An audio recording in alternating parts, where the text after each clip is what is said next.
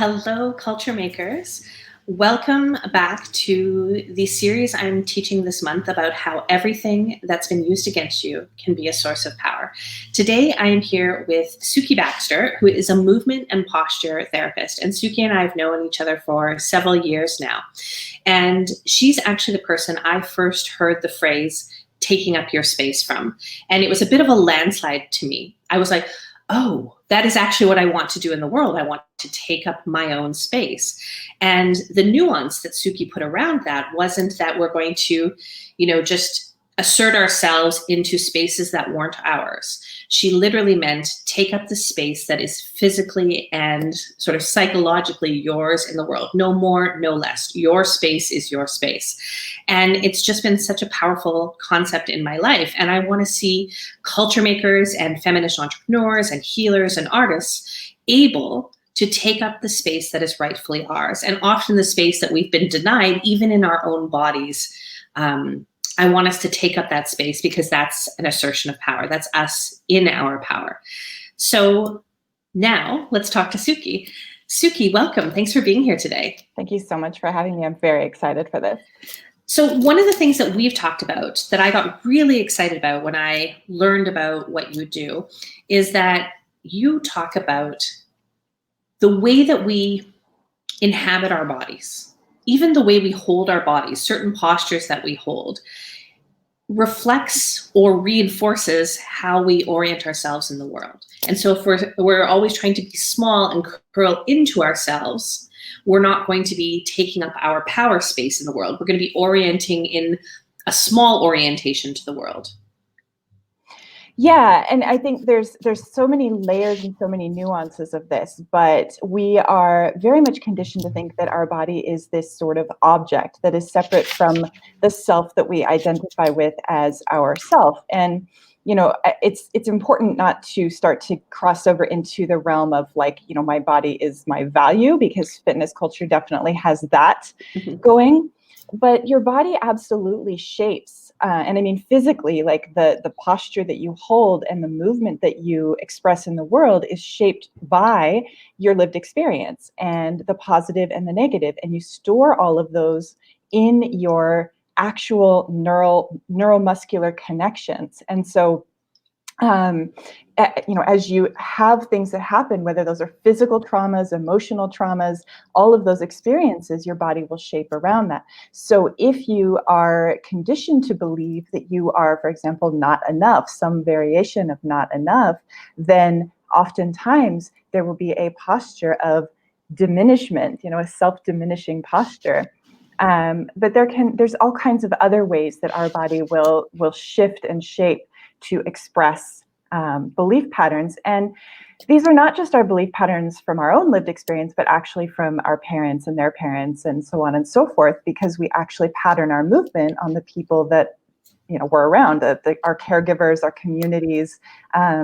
Movement is a way that we talk to each other about how we identify, hey, I belong to your club. I'm in the cool club. So yeah, your body is a living story of all of your thoughts, beliefs, emotions, experiences, all of it. So that is so interesting, because I have lived in a couple of different countries. And most recently, I lived in Trinidad and Tobago in the West Indies, and I've lived there twice now.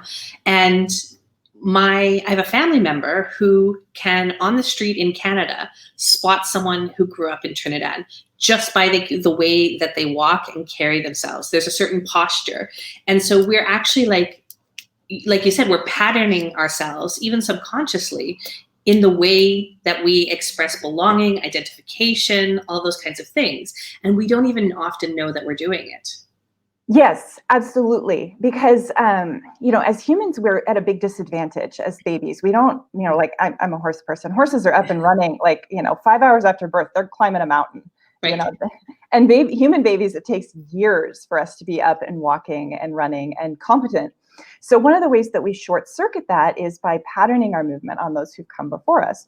We do that through something called mirror neurons. So we actually have these neurons, and I think all mammals have them, but mammals who have high social engagement tend to have way, way more of them.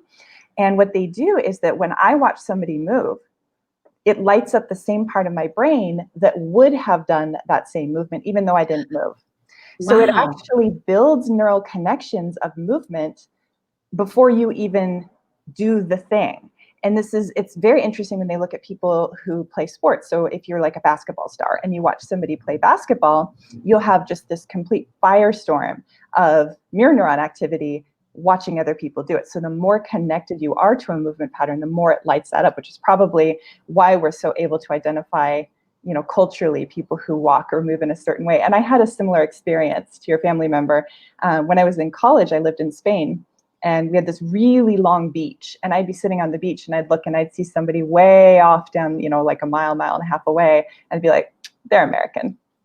So It's so interesting. And so when you're saying like what lights up in our brains when we see certain movement patterns, it's as though we're doing it ourselves, right? So we're experiencing it on two levels, right? Psychologically, spiritually, and, physiologically.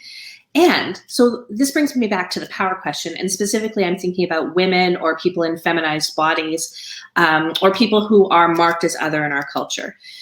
So many of us have been conditioned not to take up space, right? Like being big or taking up space is a problem because we're not supposed to be visible. We're not supposed to be powerful, and big sends a powerful message, right? It's a signal of dominance or leadership. And so, for example, diet culture trains women in particular to be small. And I feel like if we're patterning subconsciously, we're going to be ingraining negative messages about women and power, because every message we're getting out there about the way women move, the way women use their bodies, what they're allowed to do with their bodies, is going to be reinforcing this like subservience message. So I'm thinking about, I see women on the train sit down and like collect into themselves, right? And try to sit, not take up space, not touch anyone, not go over the edges of their seat. I'm thinking about, I see women walking and running, and I do this myself, and they do it in such a way so as like to minimize bounce or jiggle, right? Mm-hmm. It's always about like minimizing size and space, because if a woman takes up space, if a woman is of size, she's sending a message about power, and it's violating a taboo against women in power. Yeah. Yes, it is. And I mean, this goes into several cultural messages, right? Like I've worked with a lot of women who were raised in and around the 50s. And as you know, they have back problems, they have maybe SI joint pain. And so as I start to work with them, one of the things I'm looking to do is get more movement through their hips. Well, as they're walking, a slight movement in their hips makes them feel vulnerable for a couple of reasons. One, they've been told a lot of times, either overtly or covertly, loose women wiggle their hips. You know, be a good girl, don't move your hips. And so they get very stiff and very tight. The other piece of that is that having movement through your body can be perceived as suggestive to our culture. And not only does it attract attention that you probably don't want, and a lot of just really awful stuff, but it feels really vulnerable. It feels like not being good. It feels devaluing. There's a lot of feelings around that. So what is something, when I'm thinking about power, I'm always trying to go at it like multiple ways at once. I can't just go at it intellectually. I need to physically experience it. I need to shift my like internal perception of it. I need to feel it, because sometimes I'll intellectually be like, okay, I'm going to do this thing. That's a power move, but I don't feel it. So I'm wondering, are there things that we can do so that we feel our own power, our own capability in our body? Yeah, and actually feeling is where it's at, is feeling your body. All of us, not most of us, all of us have been made to feel, to believe that our bodies are wrong. Right. We have been forcibly separated from our bodies. We have been conditioned that you can't trust your physical self. And here's the thing that I find really, really interesting is that your cerebellum, which is the part of your brain that controls movement and fine motor skill, and your center of executive function, so your rational, reasoning, thinking, practical skills, those two brain centers are wired together. When you have activity in one, you have activity in the other. So what that means is that your thought patterns are wired to your movement patterns, which is why you can have an intellectual move to take up power, but you can have a physical shrinking because it feels threatening. And your movement will perpetuate thought patterns of not enough, not safe, can't do that, not in my zone, not my comfort zone, that's not allowed for me. All of the things that we have, all of those belief patterns. And we live in a culture that is so brain centric that everyone wants us to change your thoughts to change your belief, change your beliefs and your thoughts, and that will change your actions, which will then eventually change your results. It's kind of how the cultural narrative goes.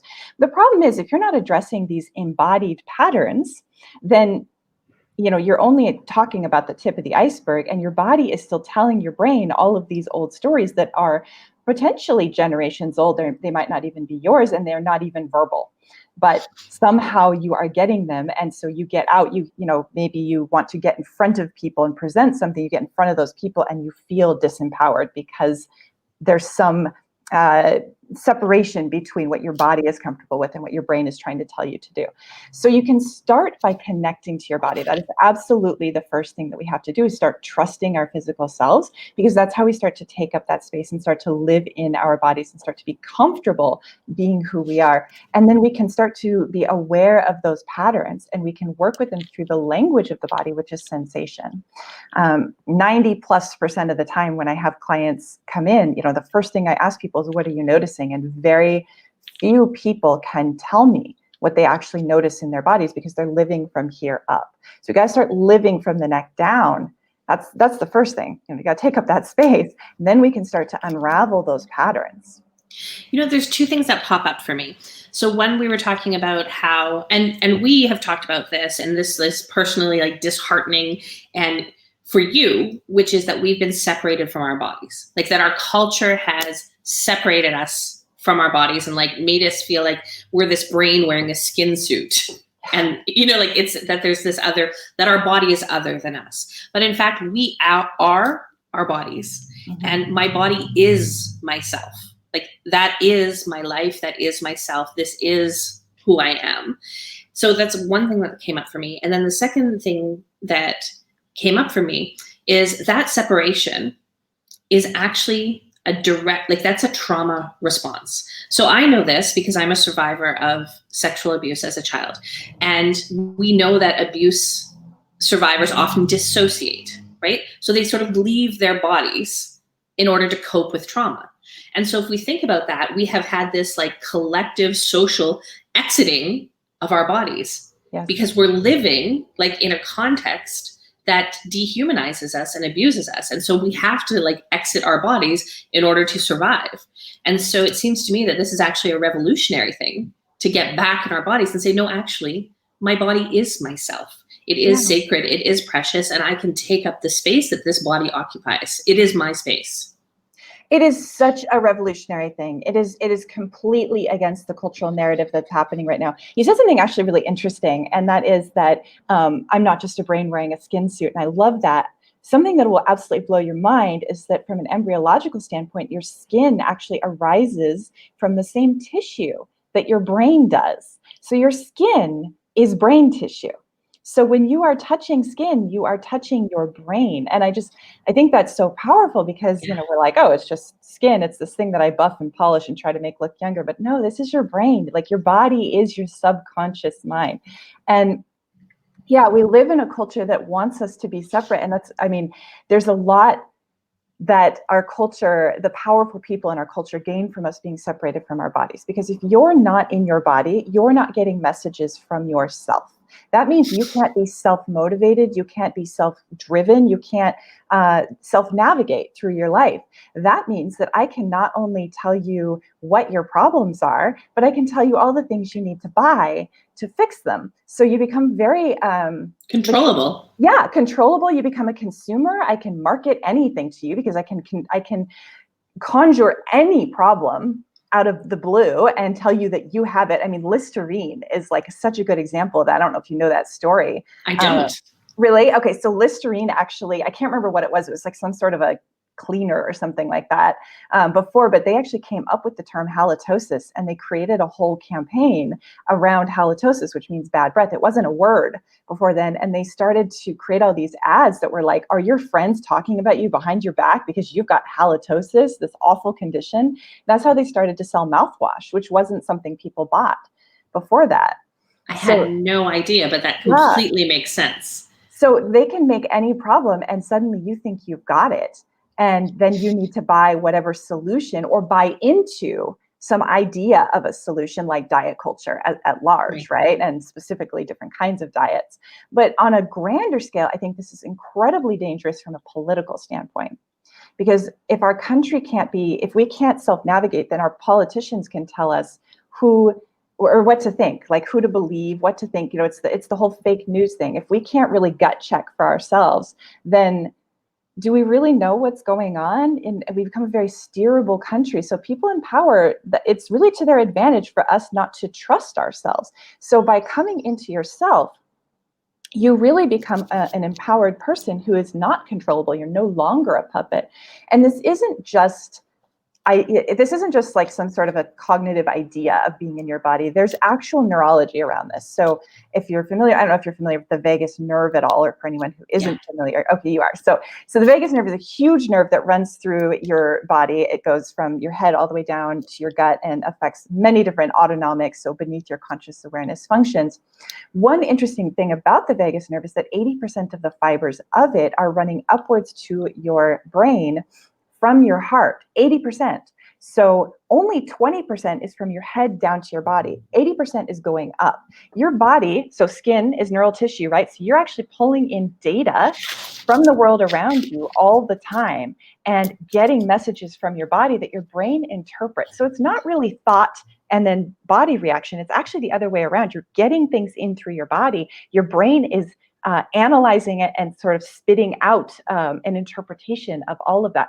So you have access, especially for women, right? Our bodies are the seat of our intuition, our gut feelings, that deeper knowing that women have been known for centuries. The stuff that makes us so much of a sage or like a healer, that sort of quality, it comes to us through our whole self. It doesn't just come to us through our brain. So when you have access to all of that information, you are no longer controllable, and you are just a total powerhouse.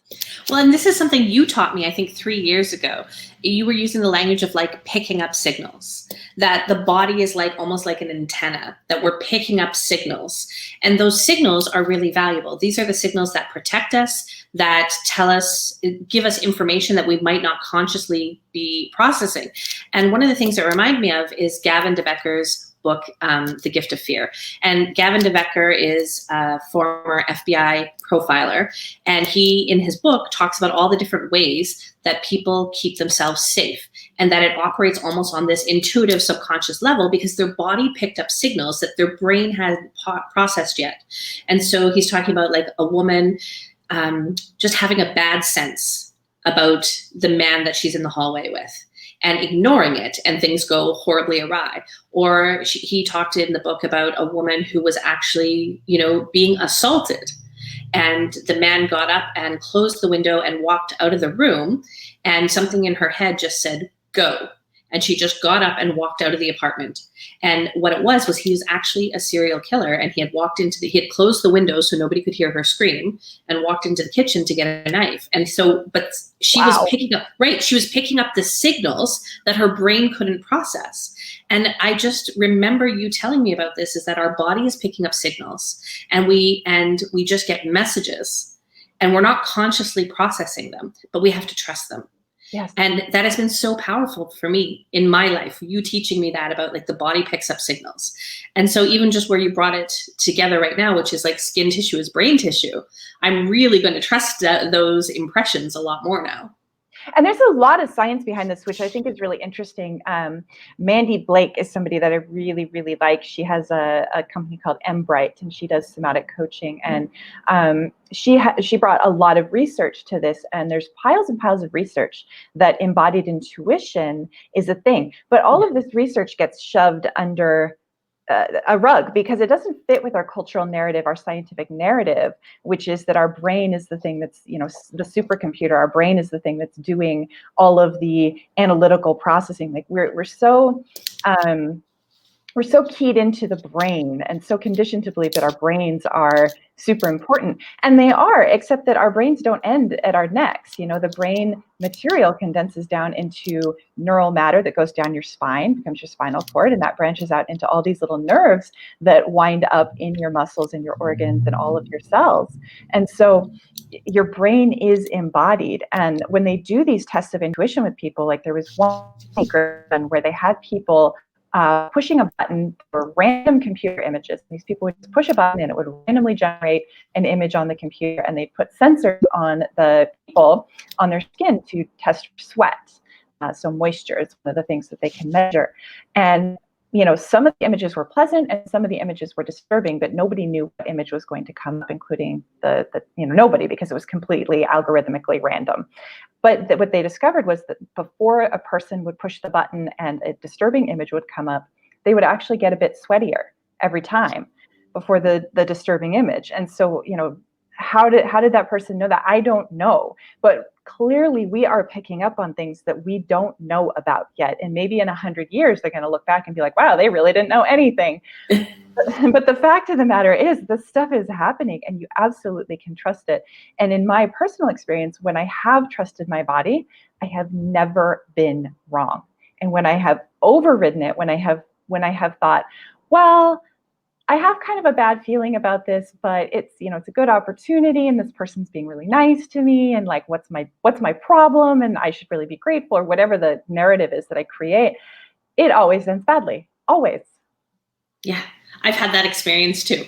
And one of the things I think is important is what you brought up, is that this disembodiment, this separation between brain and body, as though they're two different things, but as you pointed out, brain is actually part of the body, does serve political purposes. So one of the things that authoritarian governments require is for us to substitute their judgment for ours. And they literally will train us not to believe what we see and hear, but to believe their interpretations of it. So we could see someone say something, but we're supposed to disregard it and believe the official version of it instead. And that's what makes us politically malleable.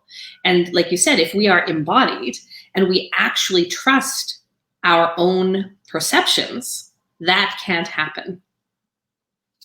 Yeah, exactly. So, and that's where the power piece comes in, right? Because now I own my perspective and I own my own experience. And I think that's a big message that I have as well, is that you're the expert in your body. And our medical system very greatly trains us not to trust our bodies and not to be the expert in them. So as someone who works sort of I'm in the complementary medical field, but it's the medical field, right? So by the time people get to me, a lot of times they've been through everything that's conventional, and they come in my office and they're like, tell me what you see. Tell me what is your expert opinion? Now I have a lot of information to share with them, but I'm not as interested in what I have to say. I'm more interested in what their experience is, because I'm not living in their body. I don't know what I can see lots of things, but it might not be relevant for them.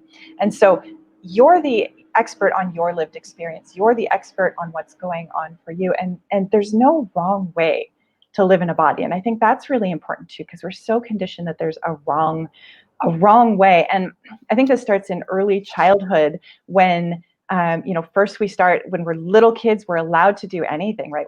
There's a lot of singing and, engagement, physical engagement in classrooms for preschool and kindergartners, and you have a lot of recess. And as we get older and older, that gets cut back. You have less interaction, physical interaction in the classroom. You have less and less recess. And by the time we're adults, you're supposed to, not be in your body, not listen to those biological urges. And you're told, I have a real issue with the devices that count steps and heart rate and stuff like that. I think they can be valuable, but I think it's a very, very slippery slope, because it's this little thing that's telling you how to live. Get up and walk now, eat this food. You should be recovered. Today you should exercise. I don't care that you feel like crap and under the weather, we're being told to do what this little computer is telling us, not what we actually feel. Well, and here's the thing is, I want to talk about discomfort. So my experience is if I'm doing a new physical activity, I feel uncomfortable. But that's not necessarily, and I want to pay attention to my bodily signals. But discomfort doesn't mean that I shouldn't be doing it. It might just be novelty. That is, like, it's the first time, it's a new set of skills. I'm in like that beginner's loop. But that's also the same of being in new scenarios where you are exercising power or taking risks or doing something bold. It often doesn't feel good. We often feel discomfort. But when we're talking about listening to your body, discomfort doesn't mean that you stop. Sometimes it means that you keep going until you get comfortable. Like, you have to expand your window of tolerance. Yes. What are your thoughts on that? No, that's a really good point. And I talk about it with like productive discomfort, like what you're doing to feel like you are producing a result, not like you're hurting yourself. And this comes down to, again, like, we're conditioned that we shouldn't feel anything in our bodies, discomfort, pleasure, like we shouldn't feel, period. The end, end of sentence, don't feel. Like that's the cultural message.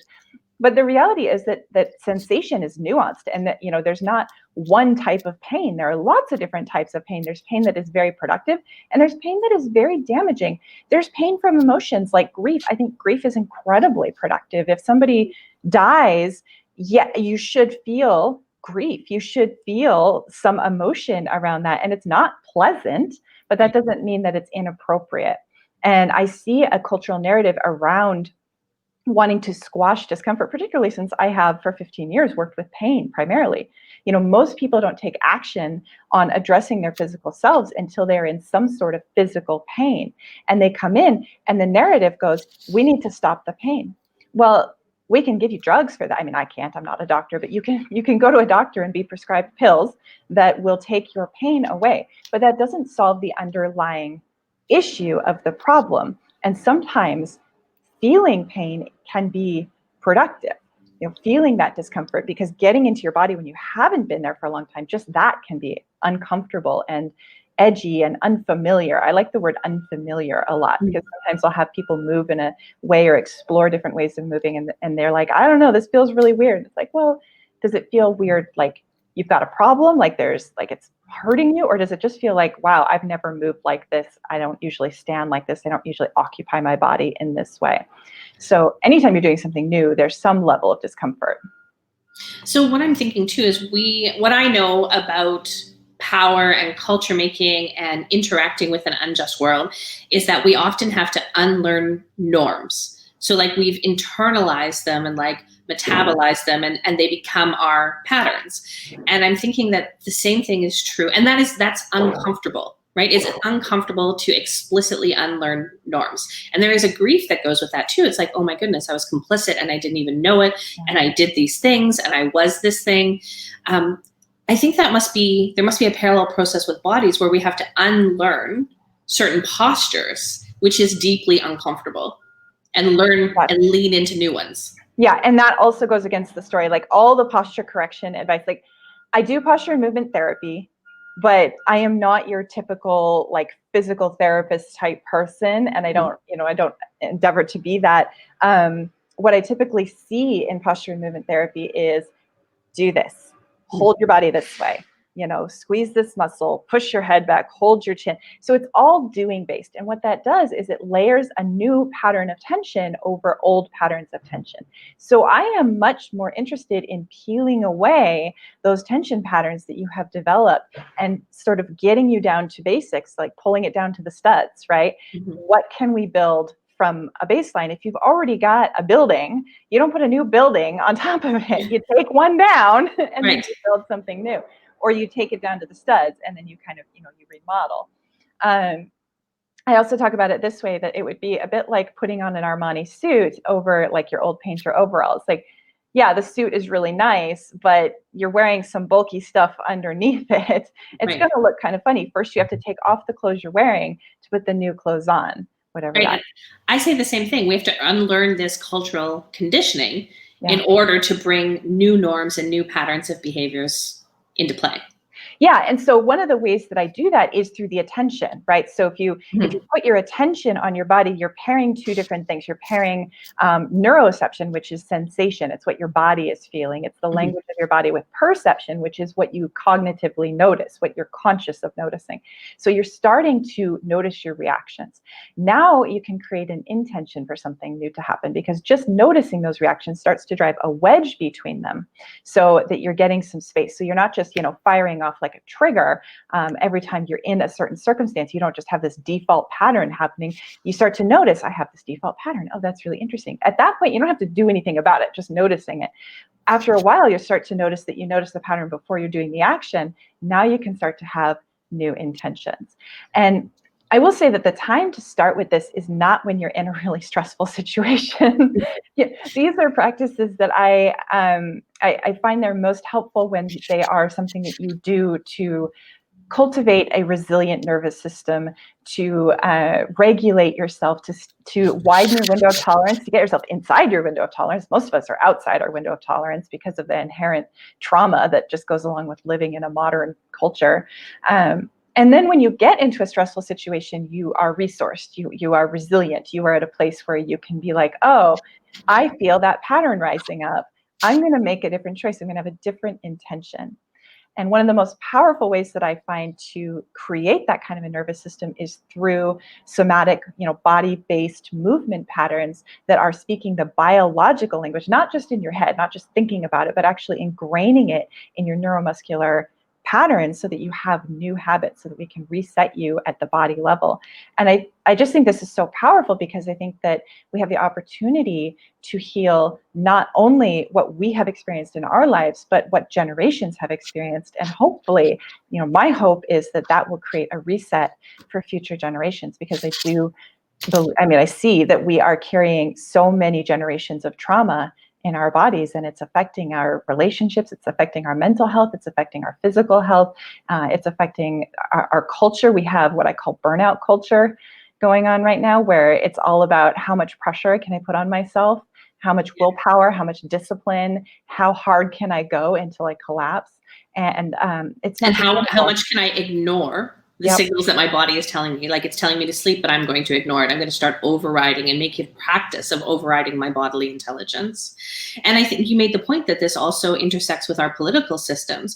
And one of the things that I found so powerful about you talking to me about taking up your space, what you specifically said, and this is important because we are both white women and I want to speak to that. But like you told me, you take up your space only, nobody else's space, right? Like, it's your space and your space only that you inhabit.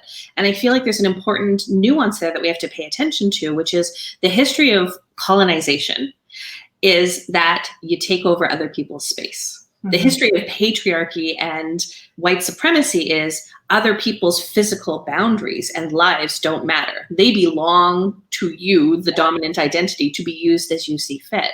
And what you're talking about when you're saying take up your space isn't like go and encroach into other people's space, take over their lane. It's literally like inhabit your body and the space that is rightfully yours. Yes. And I mean, like you said, I am not a woman of color, but I imagine that this would be a really powerful shift for that community, because of what you said, their bodies were literally owned by.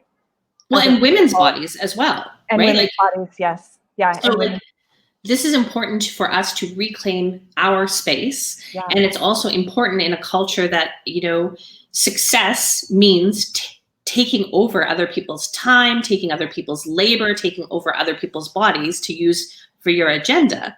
It's really important to remember that like power isn't encroaching on other people's space or bodies or, sovereignty. It's about inhabiting yours. Yes, and I think that this can be misconstrued as posturing, right? So because when we talk about taking up space, a lot of times people think, well, that means getting bigger. And it can mean that, but it doesn't necessarily mean that. It doesn't mean walking into a room and being like, I am, owning all of this room. It's simply fully inhabiting yourself with comfort. And it's amazing to me that I find it difficult to verbalize, but when you meet somebody like this, usually you feel at ease in their presence because they are at ease in their own self. And there's no tension of them needing you to shrink or you to grow. So they're so fully in their space that there is an allowing of other people to be in your space. Yes. And it's empowering in a way that, like you said, it doesn't take your power doesn't come from taking other people's power. It's from just being in your own space. And when you're there, you have no need to take power from everyone else because you have all of it right here. You have what you need in your space. Exactly. And so it's interesting when you were saying it doesn't mean getting bigger. But I also think that it might mean, as you pointed out, it might sometimes mean that we do get bigger, especially if we're coming from a cultural patterning of diminishing and rolling our shoulders in and trying to take up less space or dieting or just trying to make ourselves smaller. Sometimes it actually might mean being bigger in that you occupy your fullest bodily space instead of rolling in on yourself. Yeah, there's kind of two ways to deal with feeling diminished. One is to roll into yourself and collapse and your chest gets smaller and you kind of shrink and your hip flexors tighten and you go in, almost curl into a ball. And the other one is offensive, right? Not offensive like getting offended, but going on the offense of some people when they feel really insecure, they kind of go like this and they get really sort of like shoulders back and almost ramrod straight and they're sort of almost artificially puffed out. So it's neither of those. It's being in your core and in your center fully, not being out here and not being too much in here, but being in the space that is yours. Brene Brown has a mantra that fits this perfectly. She says, do not shrink, do not puff up, stand your sacred ground. Perfect. It's perfect. And so maybe we can end on that note. I so appreciate this time with you, like thinking about the relationship between the physical space that we occupy and then the sort of power space that we occupy in the world and how power can affect how we use our bodies and how we use our bodies can affect the power structures in the world. Like I really am so grateful for thinking through this with you. Thank you so much for having me. I love talking about this. So Me too. So I guess this is our thing. Like we want everybody listening to feel emboldened to take up your space in the world, to fully inhabit and feel your body and be in your space and no one else's. Absolutely. Yes. Thank you, everyone. Sukie Baxter, you can find her at Whole Body Revolution. Yep, wholebodyrevolution.com. And at Sukie Baxter on Instagram. Thank you. Thanks, everyone. Bye.